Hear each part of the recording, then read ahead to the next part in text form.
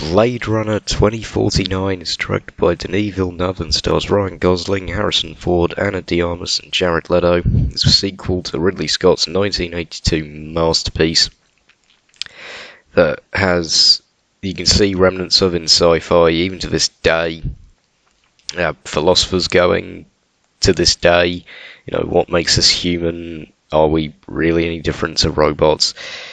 And the original film inspired God knows how many filmmakers, but back in 1982, it got a mixed reception and bombed pretty hard at the box office. It's all going to come back later, I swear.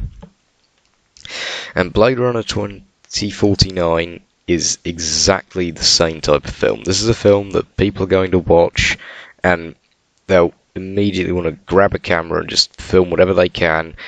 The same way I first watched Star Wars and thought, yes, I want to do that. People are going to see Blade Runner 2049 and they'll be the directors of the future because it empowered them that much. This film is fucking fantastic. The direction, the cinematography here, it's some of the best I've ever seen in my damn life. I mean, every single shot has been so carefully thought about, framed perfectly, lit gorgeously, and every single shot would make a beautiful desktop wallpaper. In fact, one shot is my desktop wallpaper, the shot of Kay. He's just gone out of his car and staring at the ruined cityscape. But really, nearly any shot I found would have worked perfectly.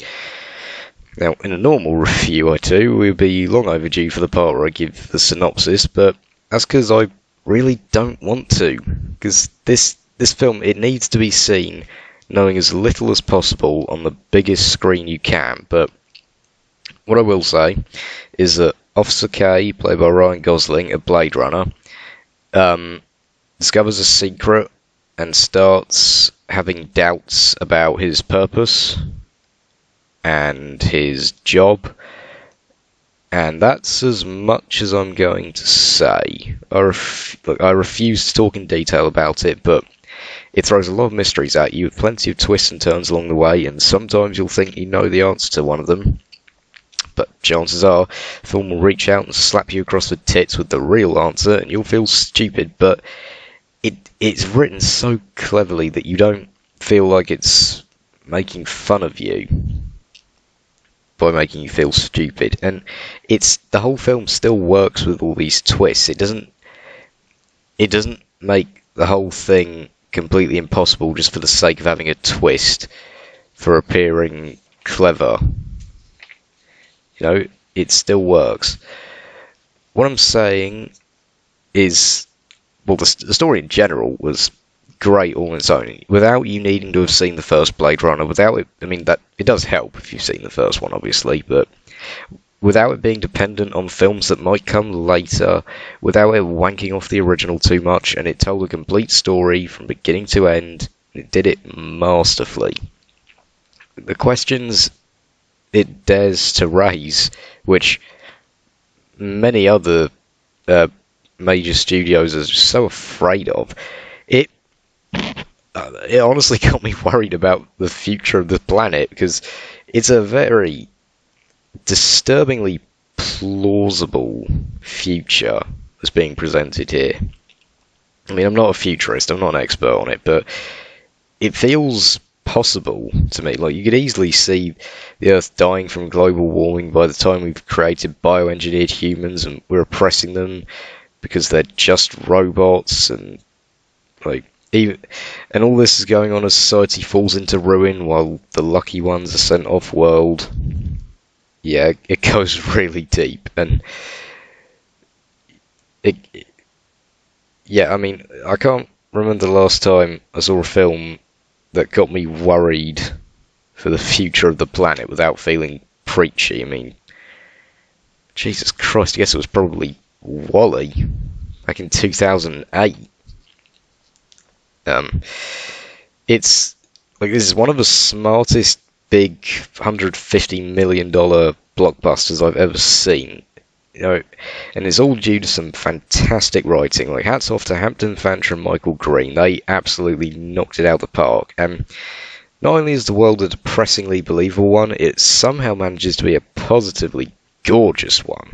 It's not just the dark and grimy streets of LA. There's location that's like very bare, but also very beautiful somehow. The color palette, it's city backdrop framed against a deep orange. That's my desktop wallpaper. And the soundtrack as well, it's so fitting for the themes, as well as the sound design. Like, I didn't even see it in IMAX, but I so wish that I had, because it's eargasmic. That's a word now. I'm coining it, I'm copywriting that. The sound of the cars in LA, the... That was rubbish, I apologise for that. The ambient echoes of Neander Wallace's corporation, it's all just, wow, go away, Muse Elks notification, sorry. Now, some people are probably going to find the character of Kay disappointing or poorly acted, but the entire point to me seemed to be a replicant's desire to be more than just a robot, and although it's limited, when some of the aforementioned twists are resolved, that's when he really outbursts, and that's what makes you think he's come somewhere since the beginning. Harrison Ford was great as well. Ana de Armas has a real breakout role on her hands here, especially after Knock Knock. Jesus Christ. Even Jared Leto, he made me wonder, where the hell's he keeping this villain personality while he was lap dancing a guard in Suicide Squad? I realise this is the most disgustingly drooly I've ever gotten here, but I can't stress it enough. You need to go and see this film, because history's repeating itself, and it's not doing that well at the box office. And yeah, some people will and do think this film is boring, but there really needs to be more films made like this with this kind of budget, or we'll be stuck with Transformers for the rest of time. Doesn't that sound exciting?